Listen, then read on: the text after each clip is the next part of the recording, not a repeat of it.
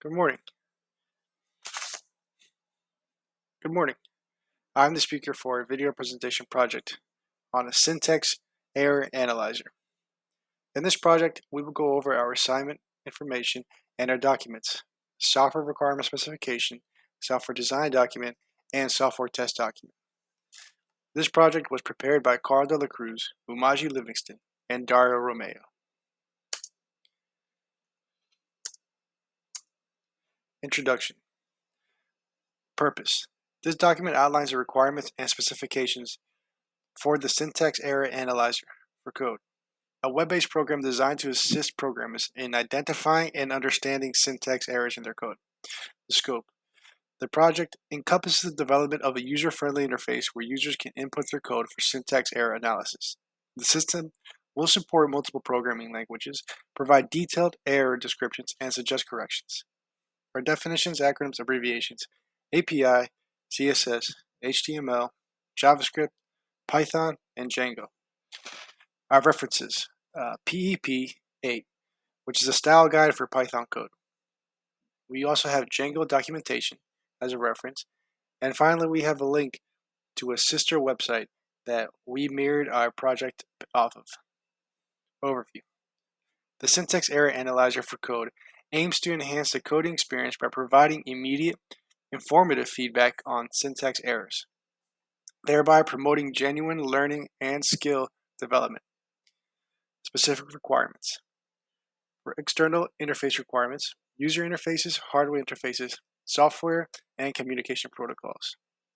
For users, a web-based interface allowing users to input their code, features including syntax highlighting and real-time error detection, and an intuitive layout for ease of use.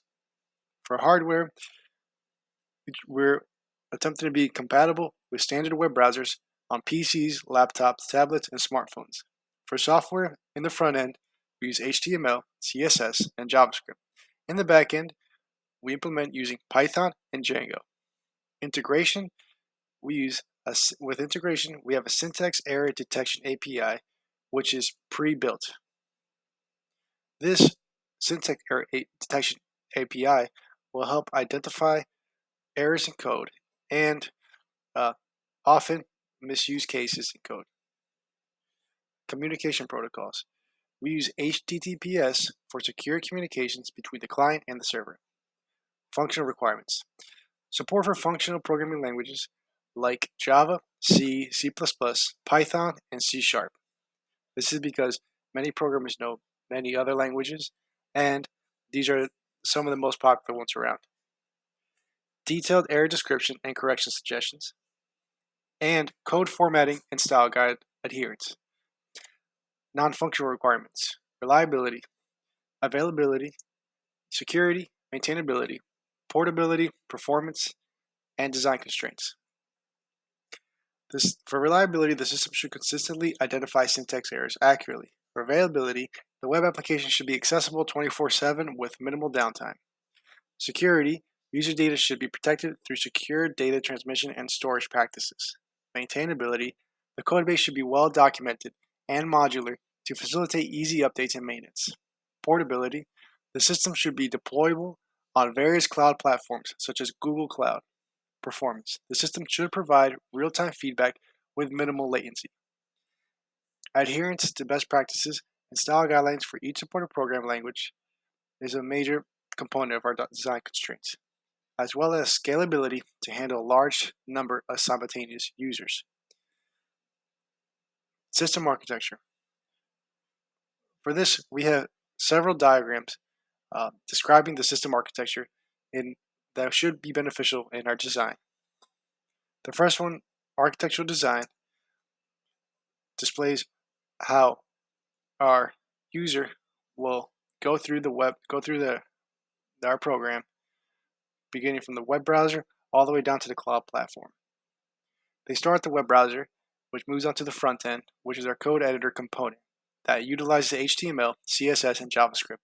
From there, it passes on to the back end, which uses Django, and then it splits off into syntax error detection, which is our API, or our database, which holds our user data code and logs them.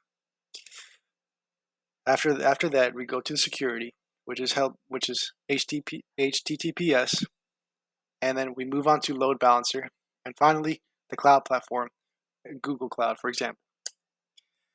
Decomposition descriptions. We have a use case diagram where the user which will explain how the user will use our program. The user could input a code for a syntax analysis. It could view error descriptions and get corrections and suggestions. For the sequence diagram, we have the user, which would input the code. From the web browser, it would then display the code editor and then move on to the front end. At the front end, from front end, it'll validate and send the code to the back end. For the back end, it'll send it to the syntax API, which will analyze the code and return errors. From the back end, it would validate and send the code back to the front end, and then the front end will send to display the code editor. From the web browser will display errors and would be able to view errors from the user. For the activity diagram, we start with the user. The user inputs their code, which is then simultaneously populating the front end with display code. And also, finally, at the back end, the code will be under review from the back end with error detection and are using our database. From there, it moves back to the front end, which will then display the code, but with this time with suggestions and highlighting errors. Finally, it'll send that in order for the user to be able to see, and then the user can decide if they want to implement suggestions or they can ignore the suggestions. Our second to last diagram, object class diagram, shows a class of how we would create our program, and this is a class that we would use. It's called the user class, which has one private function, input code string, and then it has two public functions, which is get code string and compare code string. The decomposition diagram shows the relationship between our class diagram. We have the input code, which is a string, which will be read as a string of code, and then from the string of code, we decide whether if it's an error code, and from there on, we'd see if it's one of two errors. One error could be that it matches a common error that users make, or the other one is it'll be non-functional syntax. Finally, human interface design. This is how our program looks. We have an entry point where the user can enter syntax code and program throughout and just write as much code as he need be. On the top, we see it says main.js, which is a file for JavaScript. This user has decided to use JavaScript, and you could also notice on the left-hand side, it has selected in blue JS, which is the icon for JavaScript. We have given the user a variety of icons to choose from, which would then allow them to use any of those languages: C, C#, C++, Swift, PHP, and many more. Finally, we end up in the software test document for our syntax error analyzer. This test document is supposed to help us test our product before, after, and during our design. Table of contents. For the introduction, this test plan outlines a strategy and approach for testing the syntax error analyzer, a web-based tool designed to assist programmers in identifying and understanding syntax errors in their code. The goal is to ensure the system's functionality, reliability, and performance meet the specified requirements. Test items. Syntax error analyzer web application. Code input interface with syntax highlighting. Real-time error detection and suggestions. And support for multiple programming languages like Java, C, C++, Python, C#. The features to be tested are interface functionalities. code input and syntax highlighting, real-time syntax error detection and suggestions, multi-language support, and secure data transmission storage, as well as compatibility with standard web browsers. Features not to be tested are non-critical UI elements not related to syntax error detection, and advanced error correction features not included in the current version. Our approach is unit testing, which tests individual components such as syntax error detection, API, and UI elements. Integration testing, which will verify the interactions between front-end and back-end components. System testings will conduct end-to-end testing to ensure all features work together seamlessly. Performance testing assesses the system performance under various load conditions. Security testing validates secure data transmission and storage practices. Item pass fail criteria.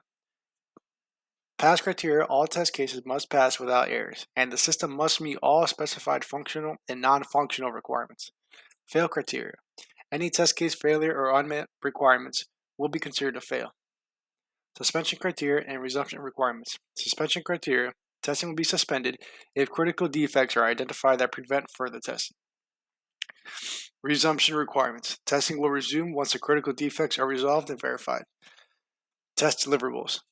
Test cases and scripts, test logs and reports, defect reports, and test summary report will be delivered at various intervals throughout the design phase and testing phase. Testing task. Develop test cases and scripts based on requirements. Execute unit integration system, performance, and security tests. Log defects and track the resolution, and generate test reports and summaries. Environmental needs. Testing environment with access to web browsers like Chrome, Firefox, and Safari. Secure server for hosting the syntax error analyzer, and access to necessary development tools and libraries.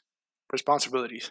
Test manager oversees the testing process, ensures resources are allocated, and manages test schedules. Test engineers develop and execute test cases, log defects, and generate reports. Developers fix identified defects and assist in test case development. Project manager ensures project timelines are met and coordinates between teams. Staffing and training needs. Test engineers familiar with web applications, testing, and programming languages, and training sessions on the specific features and functionalities of the system error analyzer. Schedule. Test planning, 1 week. Test case development, 2 weeks. Test execution, 3 weeks. Defect resolution and retesting, 2 weeks. Finally, final test report, 1 week. Risk and contingencies. Risks, delay in defect resolution, unavailability of testing resources, potential security vulnerabilities. Contingencies, allocate buffer time in the schedule, ensure backup resources are available, conduct regular security reviews. Finally, we have approvals, our test plan approval, project manager, test manager, and CTO. Our final sign-off are from the project stakeholders, which is Umaji Livingston, Carl De La Cruz, and Dara Romeo. Thank you. This was our project for the Syntax Error Analyzer, and have a good evening.